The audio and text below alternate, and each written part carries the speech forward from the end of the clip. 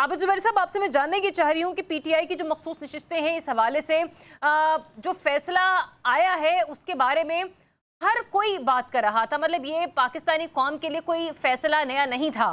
ये ऐसा फैसला था कि जिसके बारे में जो हुकूमती मौक़िफ़ रखने वाले सहाफ़ी हजरात हैं, ये तज्ज़ियाकार हैं, वो पहले ही फैसले से एक रात पहले ही ये सब कुछ प्रिडिक्ट कर चुके थे और मुताबिक प्रोग्राम्स में प्रिडिक्शन देते हुए आ रहे थे।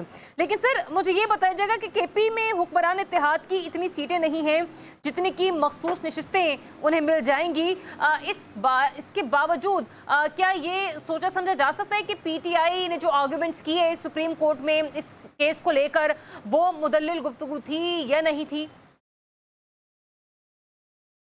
बिस्मिल्लाहिर्रहमानिर्रहीम, बहुत शुक्रिया आपका। नहीं, ऐसी बात नहीं है। आप देखें 12 जुलाई को फैसला तो पीटीआई के हक में आया था। वो 13 रुकनी बेंच ने फैसला उनके हक में दिया था जी। एंड उस फैसले को एक माइनॉरिटी बेंच ने सेट असाइड कर दिया रिव्यू के अंदर, क्योंकि आपको याद होगा कि देखें उसमें अक्सरियती फैसला 8 जजों का था, लेकिन जो फैसला जो होता है, जिसमें जो फैसला कहा जाता है, वो 13 जजों का था। तो उसका रिव्यू भी 13 ही जज कर सकते थे। और आप पता है ओरिजिनल बेंच जो था वो 13 जजों पर मुश्तमिल था। 2 जजों ने उसको पहले दिन ही उस रिव्यू पटिशन को डिसमिस कर दिया था। फिर 11 जजेस और 13 जजेस फिर भी नहीं बिठाए, शायद थे नहीं उनके पास, वो और लोग कॉन्स्टिट्यूशनल बेंच का हिस्सा नहीं थे। फिर आपने देखा कि एक दिन पहले बल्कि उसी दिन एक सीनियर जज ने, एक जज साहब ने अपने आप को उससे बेंच से अलग कर लिया, क्योंकि 10 लोग रह गए। तो अब 10 लोगों ने फैसला उनका जो था 13 मेंबर बेंच का फैसला इन 10 लोगों ने रिव्यू कर दिया। पहली बात तो मैं समझता हूँ ये हो नहीं सकता था, लेकिन वो हो गया। अब आप देखें खुद ऑर्डर के अंदर, आप देखें वो कहते हैं कि हमने मेजॉरिटी फैसले को हमने सेट असाइड कर दिया। जो मेजॉरिटी फैसला तो 8 जजों का था, आप तो फिर भी 7 थे। तो अगर आप उसमें चले जाए, जबकि लॉ ये है कि बेंच चाहे माइनॉरिटी हो मेजॉरिटी हो, जज फैसला फुल कोर्ट का फैसला था। 13 जजेस उस वक्त फुल कोर्ट थे।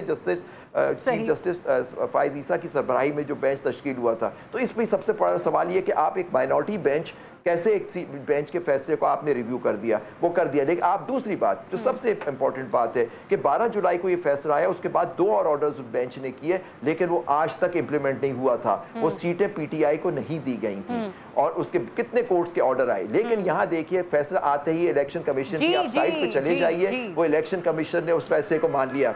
क्योंकि ये देखिए बेंच बनी है, ये पैदावार है 26वीं तरमीम की, और 26वीं तरमीम लाई गई थी कि अदलिया को अपने ताबे करने के लिए, वो ताबे कर लिया गया है। ये जो मखसूस नशिस्तों का फैसला है आबिद जुबैरी साहब, ये 27वीं आनी तरमीम की आमद है, फिर ये समझा जाए?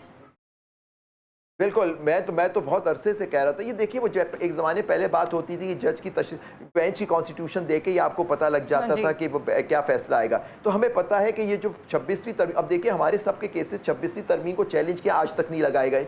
आज तक वो केस नहीं चले कि 26वीं तरमीम आईनी है या नहीं है। लेकिन आप देखिए मिलिट्री कोर्ट्स में भी उन्होंने सुप्रीम कोर्ट का फैसला सेट असाइड करके सिविलियन का ट्रायल मिलिट्री कोर्ट्स में, फौजी अदालतों में इजाज़त दे दी। आप देखें फिर ये 6 जजों का जो फैसला हुआ, आप देखिए ये जो इस्लामाबाद हाई कोर्ट के जजेस का फैसला, फिर ये सारी शुरुआत तो पिछले चीफ जस्टिस ने की थी, वो बल्ले के केस से। अब आप देखिए कि इसके अंदर चले एक डिबेट हो सकती है कि ये क्या सीटें SIC में जो उन्होंने शमूलियत की थी पीटीआई ने, वो सही थी या गलत थी। लेकिन जब कोर्ट ने इस नतीजे पहुंची कि ये पीटीआई ने इसलिए गलती की क्योंकि इलेक्शन कमीशन ने गलत ऑर्डर पास किया था। तो अगर ऑर्डर गलत था, उसके बाद इनकी गलती वो गलती नहीं मानी जाएगी, तस्वुर की जाएगी। चले आप कहते हैं जी SIC की सीटें नहीं थी, लेकिन ये क्या वजाज है कि जो सीटें बाकी बाने गलीमत समझ के जो बाकी पार्टियों के अंदर तकसीम की जा रही है, उनकी तो उसके जो शेयर है उससे ज्यादा दे दी गई। अच्छा जुबैर साहब, एक और टेक्निकल मेरा सवाल है, उसके ऊपर भी आपने तवज्जो फरमानी। और जहां पे आपने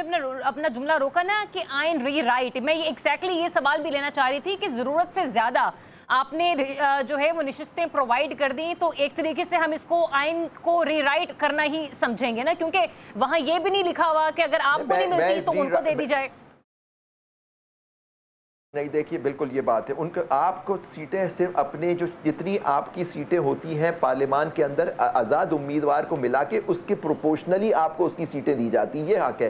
तो आपके साथ तो ये लोग शामिल ही नहीं थे, तो इनकी सीटें आपको कैसे तकसीम की जा रही है? और आपकी माने आपकी सीट आपकी उससे ज़्यादा आपको सीटें मिल गई, और यही खैबर पख्तूनख्वा में आप होने जा रहा है। देखिए सारी पेश रो है, 27वीं तरमीम इनको करनी है। आपने देखा कि 26वीं तरमीम भी किस तरह से की गई। पहले उस पिछले चीफ जस्टिस ने गलत ऑर्डर पास किया, उसको रिव्यू किया उससे, और उसके बाद ये सीटें ठीक है जुबैर साहब, टेक्निकल कुछ चीजों पर मुझे आपसे गुफ्तगू करनी थी ताकि इसके बाद में डिबेट जनरेट कर सके। पॉइंट आपका आ गया।